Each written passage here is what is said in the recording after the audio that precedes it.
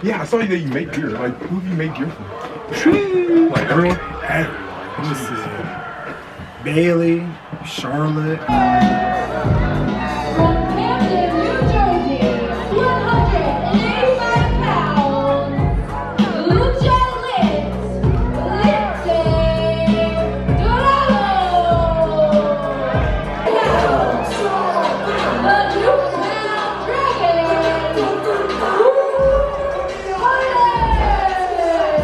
What you said about my mentor, my OG, you look at me, Lince. What you said about Deshaun Pratt, my big brother, that was unacceptable. You need to understand. I represent CMD, not you. Because you know what you were?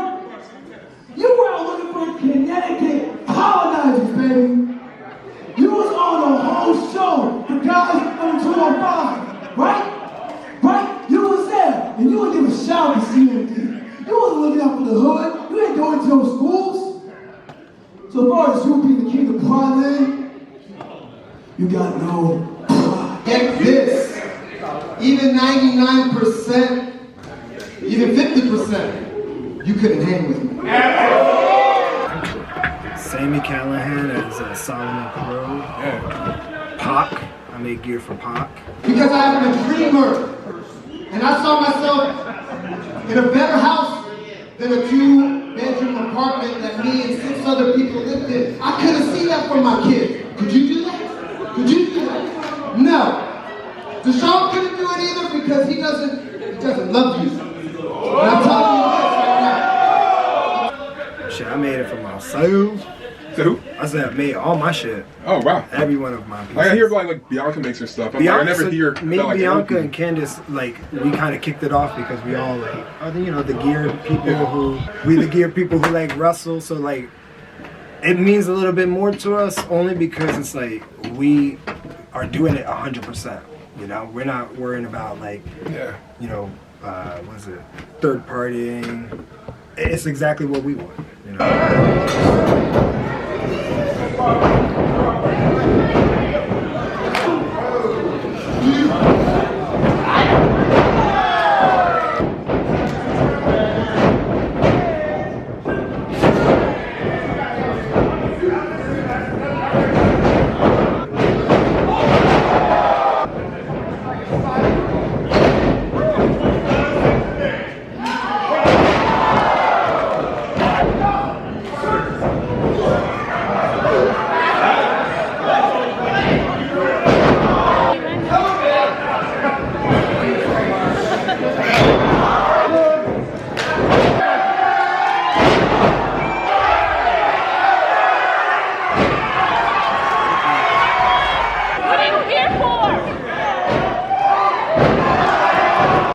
What's up, YouTube? Right now, I'm here with former WWE Superstar, and he's back on the independent scene. Lince Dorado, what's up, bro? Dog, we killing it over here, man. I appreciate you having me here, man. I'm Luchador right now, so yeah, I'm excited to be doing this with my boy. Let's get at it. Yes, sir, dude. Like, you just came to CZW, you had a great match tonight. I mean, what's your thoughts on now being back on the independent scene? I mean, okay, so I'm excited. I wasn't excited at first, I'm not going to lie. I was more intimidated until I came back. I actually had my first match with one of my boys, Deshaun Pratt, and I felt at home. I felt like this is the decision to leave was exactly the right decision for me. I felt at home. I was in control of my own destiny, which I always felt like I should have been, and I'm just back. I'm just excited to be back on the independent scene, honestly. I'm not going to lie. Definitely, man. And, like, what's, like, your goals now being on the independent scene? Honestly, to find myself. Like, I know who I am, and I know what I'm capable of. I just need to find myself to really be a standout and in the independent scene, because I know I'm good. I know I'm great. I know I could kill it with anybody, and, like, there's nobody could deny that. But at the end of the day, like, I know there's more out there for me, so that's what I'm in search of. I'm in search for that. More. For sure. And, like, you spent a lot of time in the WWE. A lot of people obviously know you from there. What's one misconception of Lince Dorado from WWE that fans still have to this day? Yeah, I think, well, one thing for sure that was a big misconception was the ability to talk. Like, we're having a conversation, communicating very fluently right here. A lot of people think that I'm Mexican, and there's nothing wrong with that. But my culture is Puerto Rican, and I'm from New Jersey. Like, you know, my roots come back from New Jersey. So a lot of people just like look at me and they have this luchador like persona or idea what we are. But at the end of the day, man, it's the person underneath the mask that's more important. And that's what the frustrating and misconception about WWE's Lince versus what you're going to be getting to know about me in the future through the independent scene. For sure. And like something that just happened a little recently, like 20 minutes ago. The switch from like going from work to do it, like we were like literally cutting a promo, and then like some shenanigans happened, and literally it was just like, this isn't even Lince anymore. I don't even know who this guy is. Yeah, I'm like, there's like a total personality change. And like, I don't know if you want to talk about it, but like, dude, like, what the hell even happened? Nah, we won't talk about it. Won't talk about it? Stuff. All right. But at the end of the day, it was a very weird situation.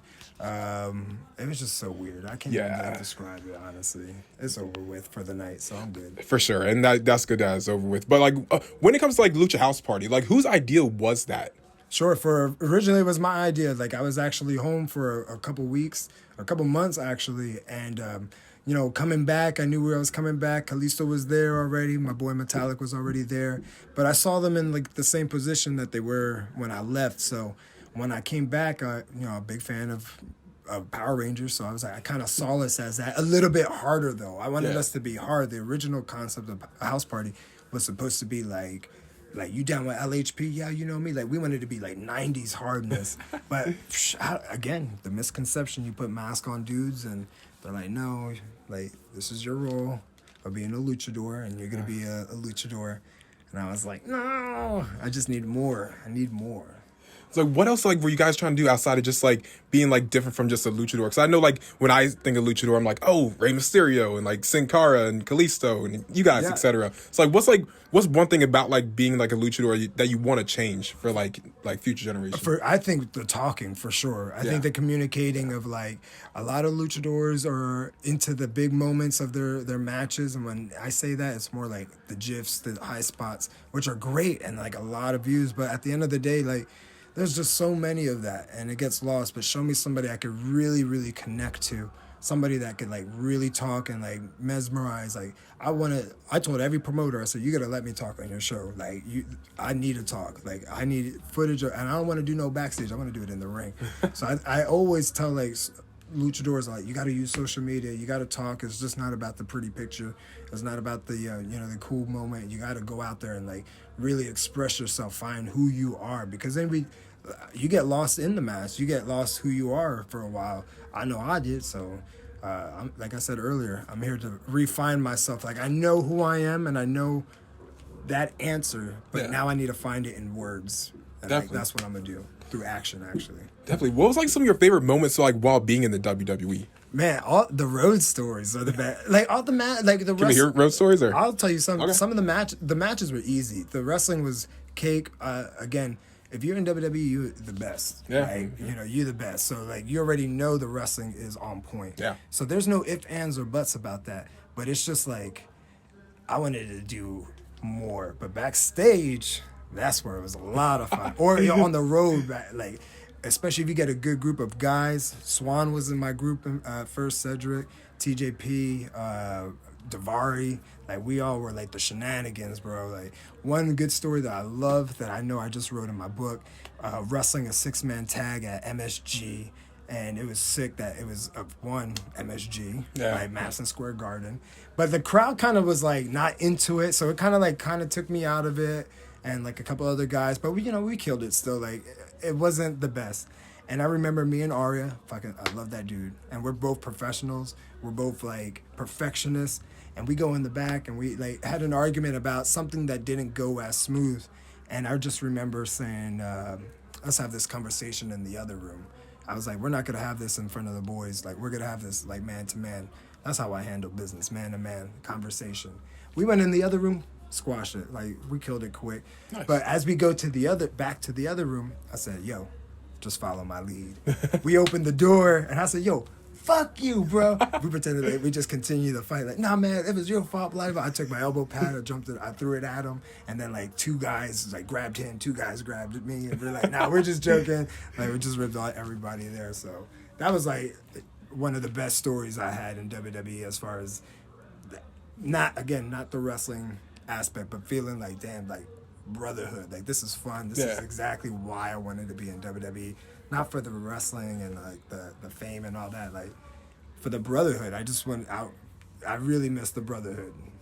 Definitely, man. And like one thing I always saw that was like rumored to happen in like the 205 division. It's such like a great show with like so many like amazing characters. Was Cruiserweight tag team titles? How close was that? Oh, you saw them? I got a picture of them. Bitches. Oh, okay. I seen them. How close were we as fans to, like seeing them on TV? Okay, so they were pretty close. Like, and this was like early on, year one.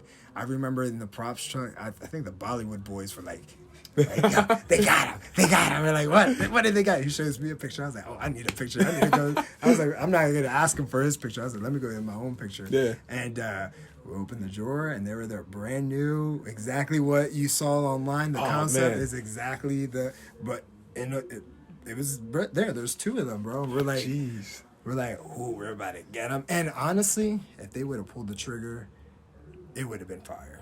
It definitely would have been. It would have been. And then we pushed. Heard it's supposed to be like Lucha rules also. We went. Then we pushed 6-man tags. I was like, you should have 6-man tag titles. Yeah. You already have like women's tag team titles. Like, that's cool and all. But now you have cruiserweight tag team titles. Like, what? And that's our specialty. Like, that would make us so different from all the other shows.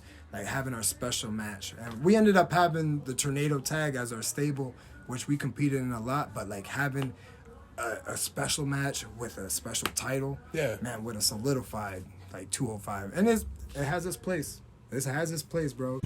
We going up like 1,000. I'm a flex just like a muscle man Malcolm. We going up like 1,000. I'm a flex just like a muscle man Malcolm. When it just like 1, 2, 3. If you like the channel, this will squeeze. If you like the channel, this will squeeze. If you like the channel, this will squeeze.